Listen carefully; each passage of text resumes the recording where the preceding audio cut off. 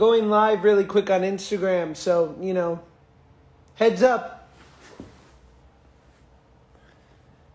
Look at everyone.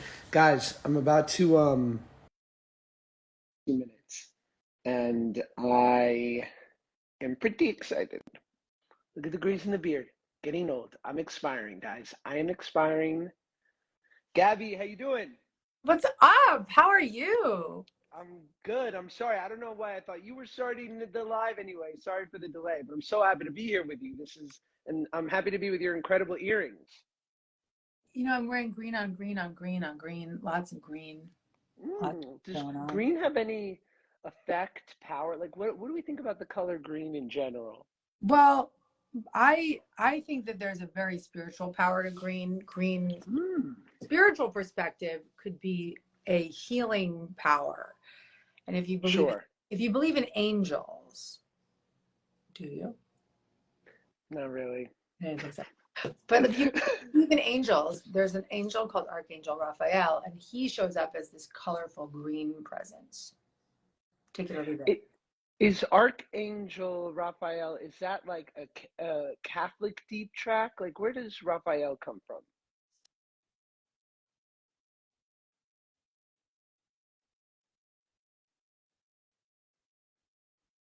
Uh-oh. Did we lose Gabby? No.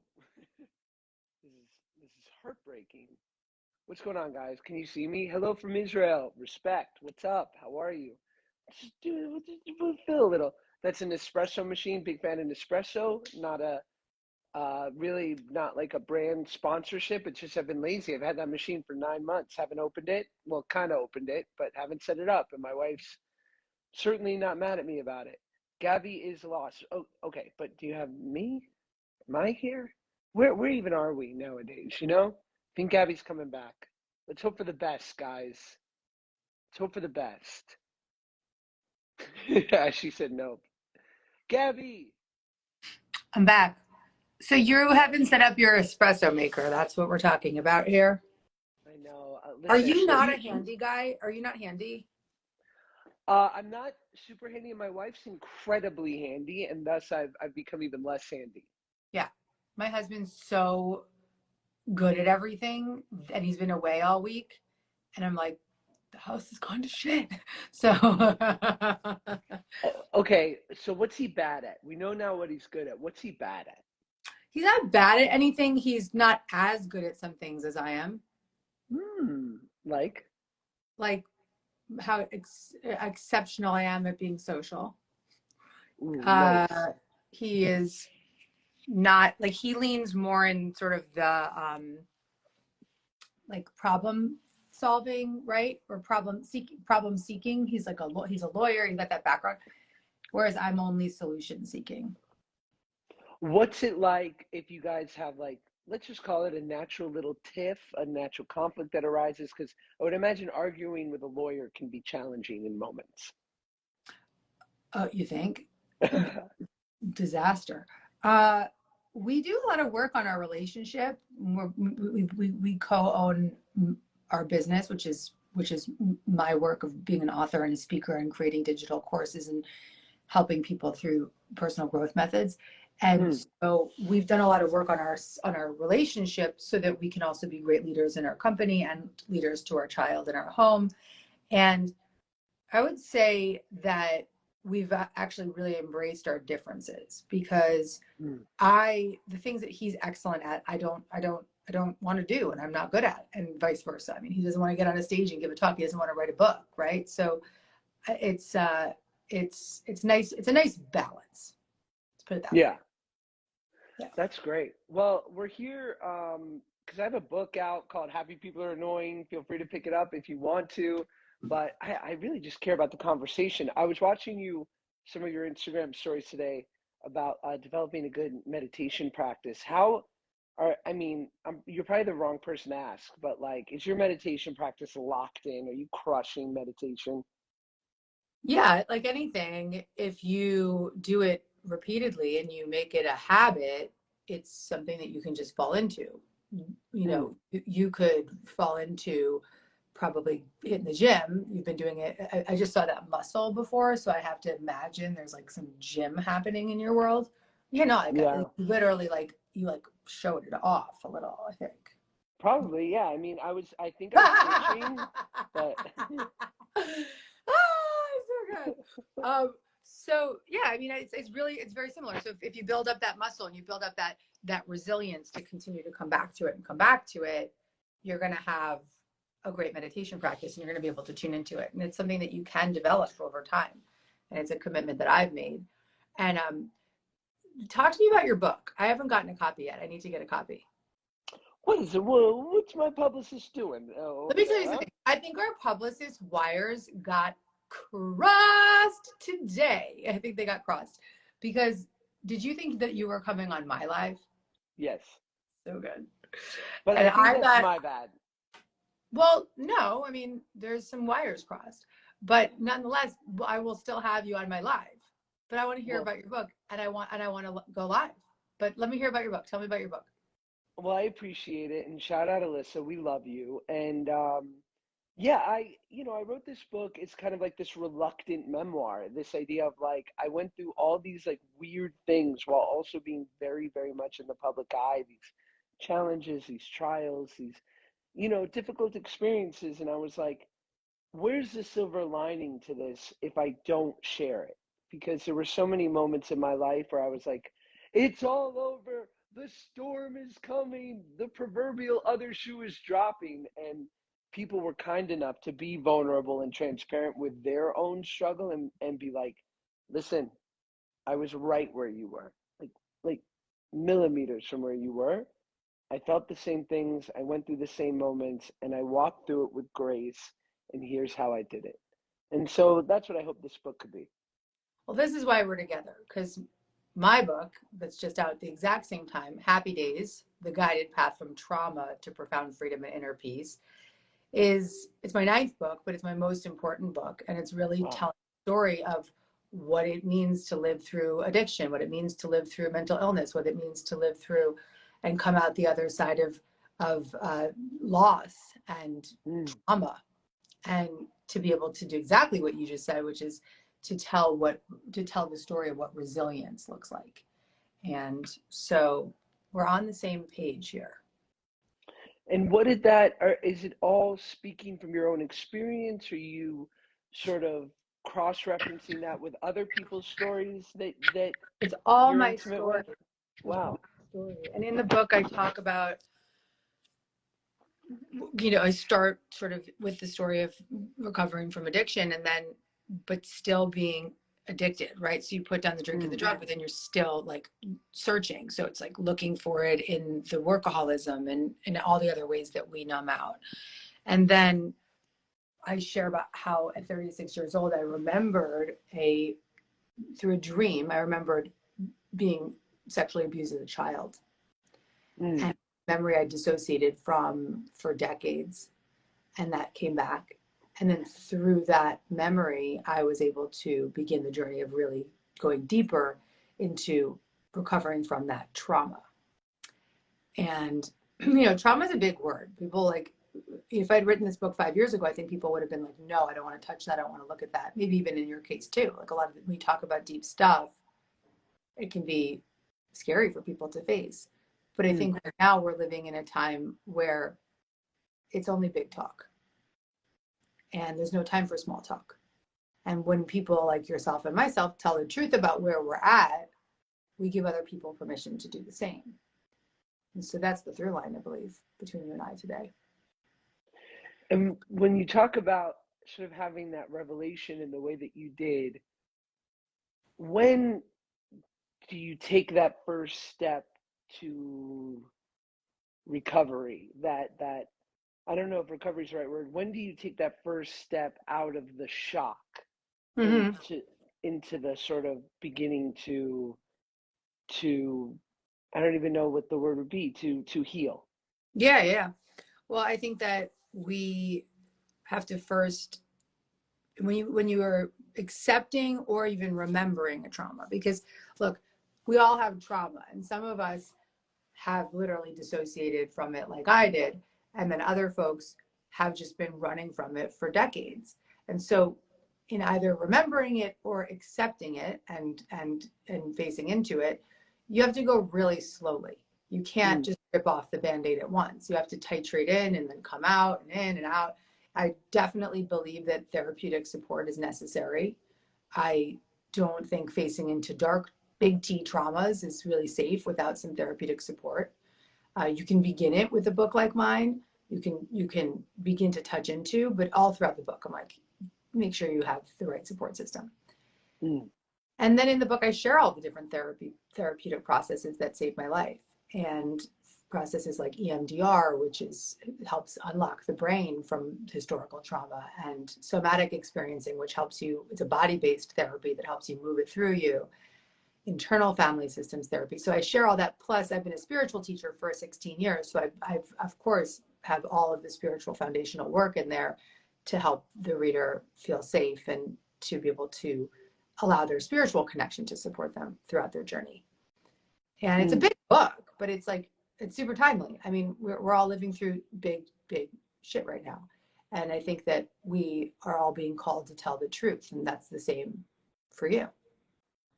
But are we ever, I mean, certainly this pandemic, I mean, we've got, I think we could talk to grandparents who have even like the smallest memory of a world war, and they'd say their life wasn't as dramatically affected as it was, certainly if they weren't actually overseas fighting the war, but if they were in America, the biggest rock of your daily life in the last 100 years has been, the last two. And yet, wouldn't you say like humanity at every turn is facing huge things? Like, I Mm-hmm. don't think it ever gets easier. It's just maybe the bar raises and we get more comfortable and we have more convenience, but inevitably we're always facing something huge. We're always facing something huge. And it's not that we want to be living our lives anticipating and fearing what's to come. And we don't want to be living our lives carrying around what has happened. We want to Sure. live free. We want to live free in our body, in our mind. And then when we're faced with adversity of some kind, we want to have the resilience and the tools and the practices for self-regulating and self-soothing and bringing ourselves back to a place of safety. Because without that kind of steadiness within ourselves, we're going to constantly be the victim of the world events, the victim of the experiences that occur in our life. And so we have to really show up for that inner work in whatever form that comes, right? Whether it's a book like yours, whether it's a book like mine, whether it's through a therapist, but we got to show up, and there's no time anymore for hiding. You can't hide anymore. Yeah, I mean, and isn't that kind of like the secret sauce of meditation? I remember once I was talking about meditation because I've had my spurts that kind of go in and out, and a buddy of mine was like, "Well, the way you describe it, I'm worried that I'm going to lose that killer instinct, Mm-hmm. that Mm-hmm. that deep ambition that drives me." And I'm like, Mm-hmm. in no world does meditation ever turn on you to take your legs out from anything that you think is serving you. It just makes whatever you think is working for you, if it is, more clear and less attached Yep. to, like, to me, it's being able to view my thoughts instead of being a participant in every emotion and attaching myself to everything that goes on in my life. Yeah, you nailed it. And I think that to simply say meditation doesn't, you're not going to lose your edge. You're just going to soften your edges. Mm. You're gonna be able to excel. And what meditation offered me was the greatest source of safety of all. I could know that I can tune into my meditation and I can feel safe in my body and I can feel at ease. It's enhanced my successes. It's enhanced my intuition. It like amplifies your ability to attract what you want into your life. I mean, there's just only endless benefits of having a meditation practice. That's it, period. Right. I gotta get better. I've also heard though, my buddy Ryan Holiday says he said it on my podcast, Male Models, check it out, whenever. I know we're fellow podcast hosts here. He was like, the dirty secret of meditation is that almost no one's doing it. Thoughts? That's really funny. And it's probably really true. People Yeah. resist it because people spend, and I say people because I meditate every day, but Mhm. that's also, that's also the commitment I've made to myself many years ago. And Mm. as a result, what I teach too, because I don't share anything that I don't practice in my own life. But I agree with you that most people don't meditate. That's the dirty little secret, because it often seems easier to just keep doing, keep pushing, keep striving, keep trying, rather than sit still and allow. And I always say do less and attract more. Because when you build a meditation practice, you can actually expand time. And I meditate for 40 minutes a day. Not everybody has that time. So maybe you have to do 10 minutes a day. Maybe you listen to a book like on Audible, like any one of my books that have meditation practices in them, and you just start practicing your own guided practice. Or maybe you listen Mm. to music on Spotify, or maybe there's a million ways to meditate these days. So to receive that kind of guidance. But even if you just took a minute a day, right here, I'm going to give you one now. So let's stretch it to 5 minutes a day. Okay. When you wake up, or sometime maybe early-ish, and you just close your eyes and you put your hand on your heart and your other hand on your belly. And you can put your right or left hand, whichever feels most soothing, on your heart.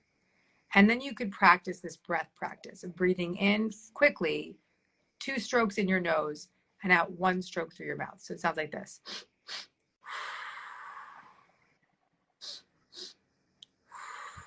Try it, Josh.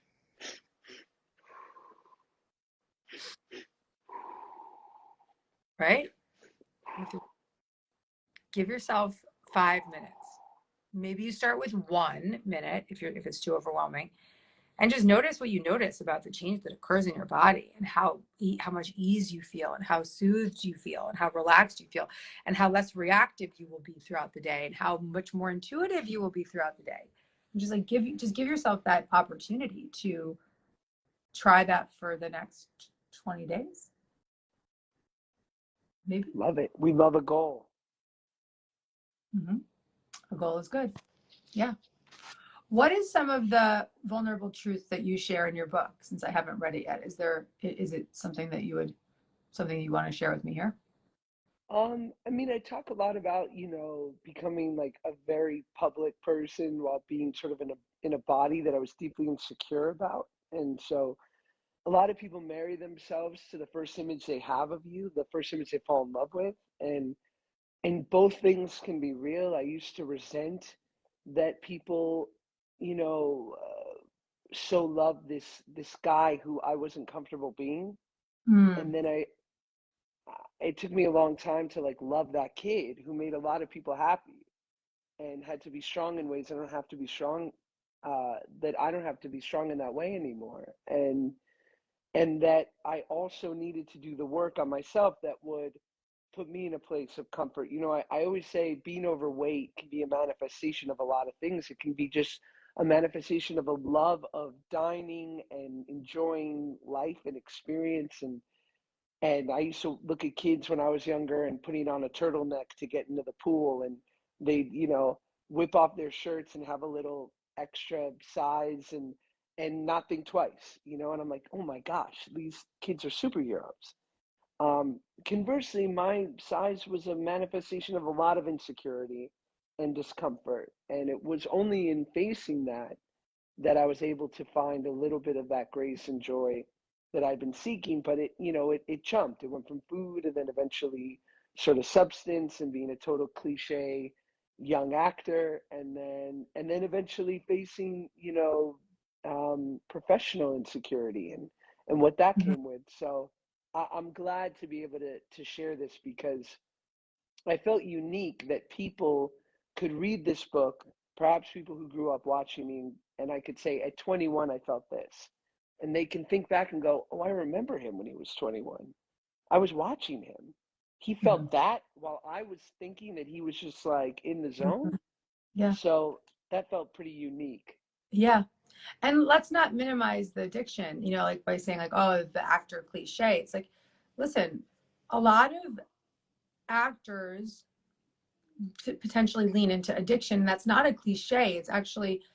It's a beautiful thing in many ways, because people who choose the profession of becoming an actor, in some ways, have impermissible feelings that they want to run from, and being in another role feels safe, feels beautiful. And also, many addicts are very creative people, extraordinarily creative people. We have a lot to express, and it's also being an actor. Sometimes, if you struggle with addiction, is the safest place that you can be. For me, as a motivational speaker, even in the throes of my addiction recovery, but in the throes of like the external addictions that happened after I got sober, were my safest place was on stage. Like the most vulnerable I could be was when I was on stage, because I was in control. And so it may be a cliche, but it's a cliche for a reason. Actors are deep feeling humans, creative humans, people who have had experiences that have allowed them to draw upon those experiences to be profound performers. So nothing to minimize, I suppose. It's a big deal. And it's Yeah. you use theater as a way, or acting as a way of maybe channeling channeling that energy elsewhere. And to your point, yeah, I mean, listen, I got sober at 21, and I think people sometimes are like, wow, so young, like how? And I'm like, because there was enough data to support that I overdo it. Like I had been deeply uncomfortable in my own skin since I could, since I really had memory. I mean, but certainly once I became 7, 8 years old and understood like, oh, teasing sucks and kids can suck and life can be unfair, I was like, ah, gotcha. And Mm-hmm. so using food initially and then sort of graduating to some harder stuff, it was like, oh, I have more than enough data to support that, like, I can't manage this. And if I don't face this stuff, I'm never going to get a little bit of that sort of sunshine of the spirit that um, I've so been seeking. But I feel like I've kept you too long. Should we do like one more quick Yeah, plug? I can close by just sort of echoing what you're saying, because I got Yeah, sober at 25, and I have been 16 years now sober, and awesome.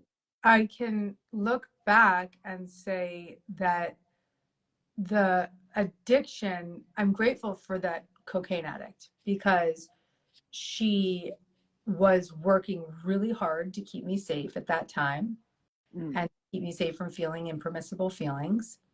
And I'm also grateful that she was no longer in such an extreme role. And I can really see that part of me with tremendous compassion and so much respect and love. And also with gratitude, because that getting sober and like hitting my knees with my addiction was the catalyst for my greatest awakening, was the catalyst for the service oriented work that I do in the world, and just put me on a path that I otherwise wouldn't have been able to go on.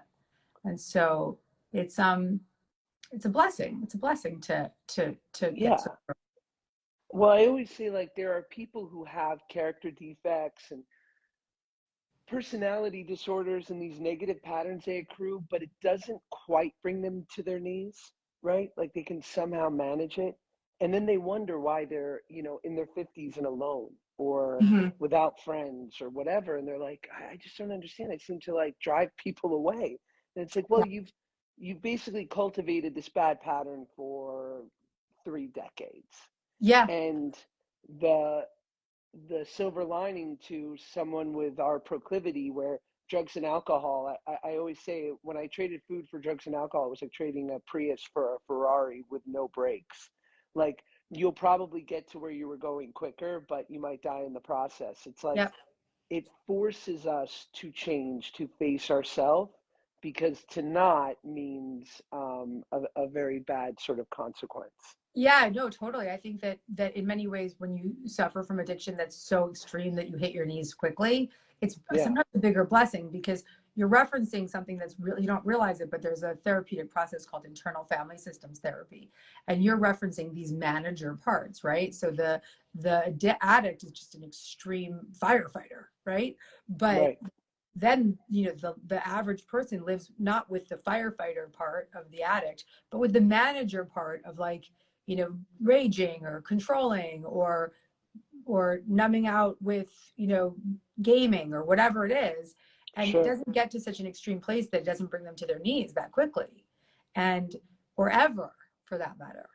And so there's a lot of blessings in having a quick bottom and coming out the other side. And then if those of us who maybe have those manager roles that are really taking over, my prayer is that they find one of our books and start to do some work on themselves and start to see that there is another way. And yeah, it's it's not an accident that we've been gifted these experiences so that we can live to tell what it means to come out the other side. Well, I love chatting with you. Thank you. I hope we can chat more. It sounds like we're literally on the same page, authors here, no big deal. Literally. Do you want to tell the people in the chat where they can find your book? Yeah, my book is called Happy Days: The Guided Path from Trauma to Profound Freedom and Inner Peace. And I am really excited to now have you on my channel soon. Love to. So we can really make sure that we finish this connection here. And I want to hear more about your book as well. So I'm excited to have this conversation in a new way. And you're very easy to talk to. So thank you. Thank you. Well, it sounds like we both speak that language of the heart, and Bernstein, a Peckerman. We've got the similar things going here. So I'm so happy to chat, and my book's called Happy People Are Annoying. You can get it anywhere books are sold now, and find me next time on Gabby's Live. I'd love to see somebody with my book and your book. I think they'd go well together. Ooh. How about this? Why don't we make an agreement here? If someone does that and posts a photo, we'll both repost it on our story. Tag us. Get both books. Put them together. We will reshare. Well, I'll see you on my Instagram Live soon. Please, I would love it. May the force be with you with your book launch. I understand deeply how that goes. And, thank you. Yeah, I'm really proud of you. So beautiful. How old are you now, Josh? I'm 35. Baby, oh my God, what a beautiful life. I know, I'm pretty lucky. Look at us. We're winners. We're overpaid. Get it young. Get it young. Yeah. Yes. Okay. Well, go nice make that. Meeting you. Perfect. Thank you so much. Bye-bye.